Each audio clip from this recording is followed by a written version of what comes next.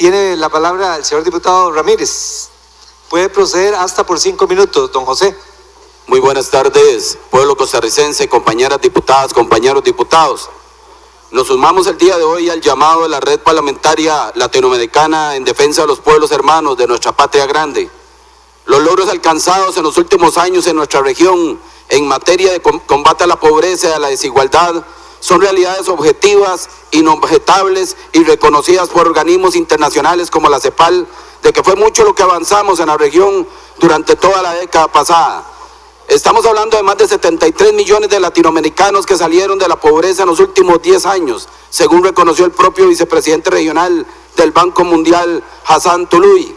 Para lograr estos éxitos económicos y sociales, se tuvieron que realizar cambios en la doctrina económica que venía arruinando a nuestro continente durante los años 80 y 90, con las fallidas doctrinas económicas del libre mercado y del sálvese quien pueda, que fueron impuestas a sangre y fuego en todo el continente, tal y como ocurrió en 1989 en la Venezuela de Carlos Andrés Pérez, y que acabó con la vida de centenares de venezolanos que salieron en aquel momento a protestar contra las recetas neoliberales que los empobrecían. Fueron políticas impuestas por el llamado consenso de Washington que causaron la ruina de los estados. La privatización de los recursos minerales y de las empresas estatales, dando por resultado el aumento de la pobreza y la desigualdad, la concentración de las riquezas en pocas manos, llevándonos al vergonzante primer puesto como la región más desigual del planeta. Según admitió Alicia Bárcena, secretaria ejecutiva de la CEPAL, y Winnie Byanyima, directora ejecutiva de Oxfam Internacional, en el pasado foro económico en enero del 2016.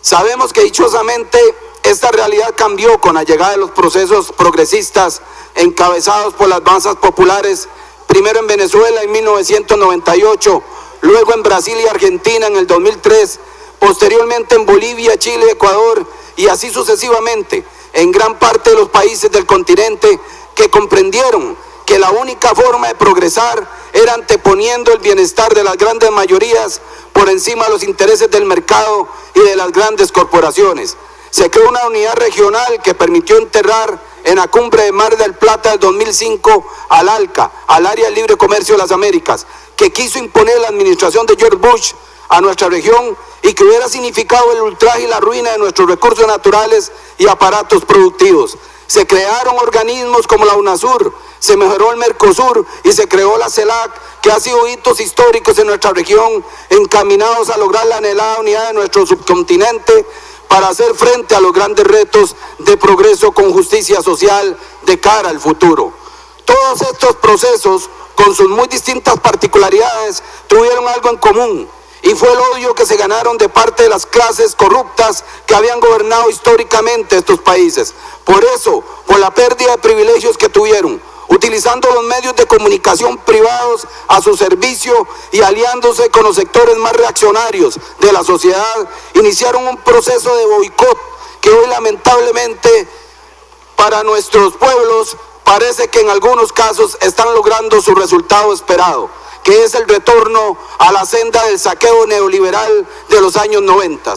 La Argentina del evasor fiscal Macri es solo un ejemplo de ello. Con miles de despidos, con una inflación galopante en tan pocos meses de gobierno y con presos políticos como Milagro Sala encarcelados bajo su mandato, es solo un ejemplo de lo que nos podría esperar si como pueblos hermanos no reaccionamos uniéndonos en solidaridad. El caso de la Argentina de Macri también es un ejemplo de la doble moral con que actúan los medios de comunicación, que en la práctica funcionan como columna vertebral de la derecha neoliberal del continente. Lo vemos reflejado en el silencio cómplice que guardan con la detención ilegal y política de la compañera activista social Milagro Sala, o con la benevolencia con que tratan al gobierno pese a estar embarrado en casos de evasión fiscal de su presidente demostrados en los papeles de Panamá, o también con los recortes sociales que iban dirigidos al apoyo de las organizaciones de abuelas y madres de la Plaza de Mayo. Pero claro, aquí el análisis que hacen los medios es que como Macri es uno de los nuestros, entre comillas, lo mejor es pasar todo esto por alto y seguir con la tiradera y el acoso mediático contra el pueblo de Venezuela.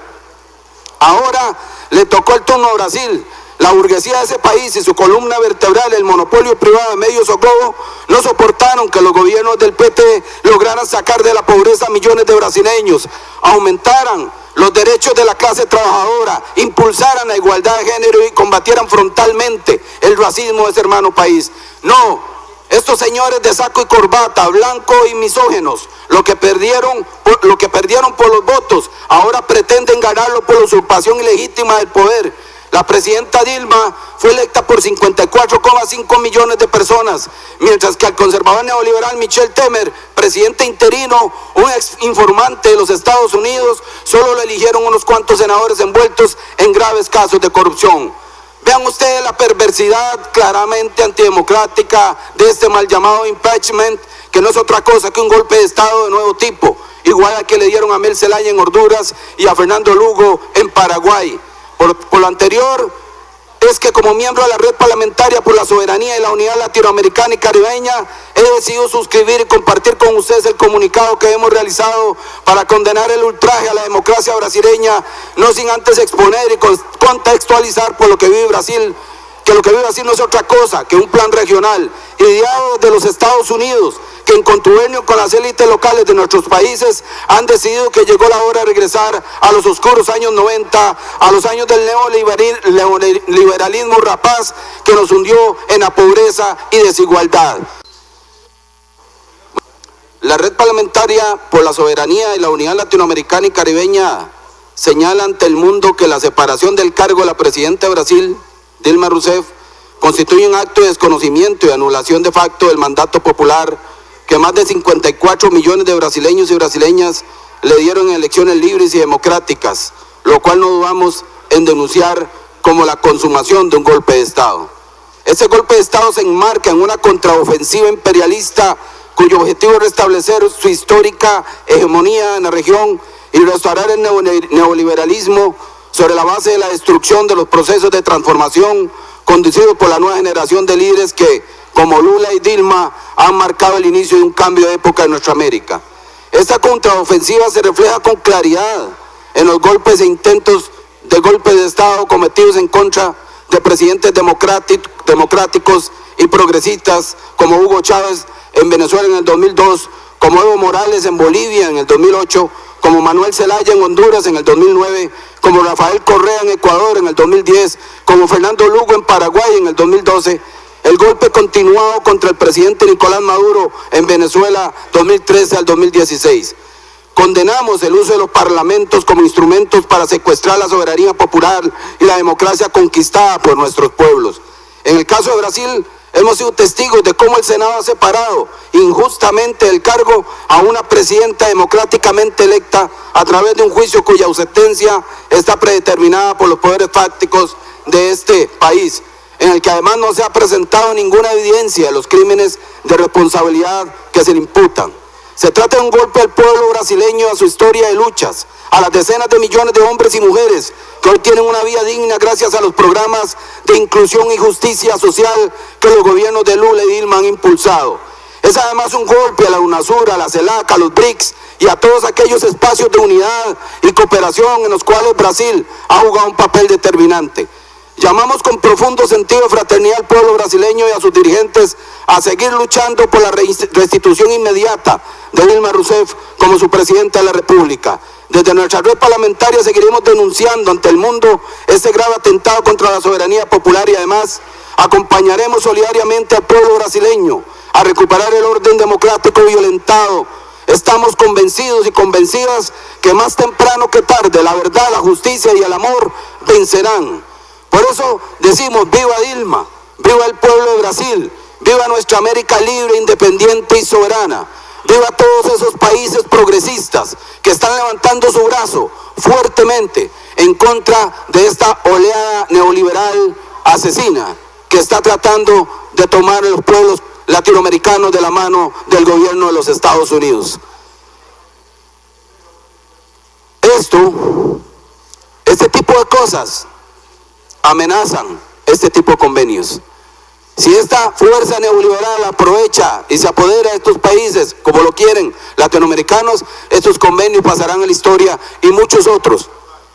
que hemos tratado de impulsar para unificar a estos países hermanos, para poder que sus economías avancen, para poder que sus países tengan cada día mejores condiciones para sus ciudadanos y sus ciudadanas. Estos convenios como el del cacao son convenios que no podrían ser posibles si no logramos unirnos como países hermanos, como un solo país latinoamericano y parar esta arremetida y volver otra vez a ver a ese pueblo que necesita empleo, a ese pueblo que necesita mejores condiciones económicas, a ese pueblo que necesita vivienda, a ese pueblo que necesita las condiciones, que sus condiciones mejoren. Tal vez digamos, pero ¿y qué tiene que ver eso con Costa Rica? Mucho, porque el día en que Costa Rica sea gobernada, tenga un gobierno que vuelva a ver al pueblo, al campesino, al obrero, que pueda dar condiciones de vida mejores, que pueda mejorar sus viviendas, que pueda hacer una distribución de la riqueza aún mayor. El día que llegue un gobierno consciente en luchar por el pueblo costarricense, en ese mismo momento toda esta maquinaria neoliberal que está atacando a los países latinoamericanos será direccionada hacia el pueblo costarricense. Ya se está dando de una manera solapada, al suave, como decimos en Costa Rica. Pero en el momento que llegue un gobierno, o es decir, en el momento que llegue el Frente Amplio a gobernar, en ese momento esa maquinaria se vendrá contra Costa Rica. Por eso hay que prestar atención a lo que está pasando en Latinoamérica. Por eso hay que ponerle mucha atención a esta avanzada neoliberal que está utilizando los parlamentos del mundo para poder violentar las decisiones de los pueblos latinoamericanos.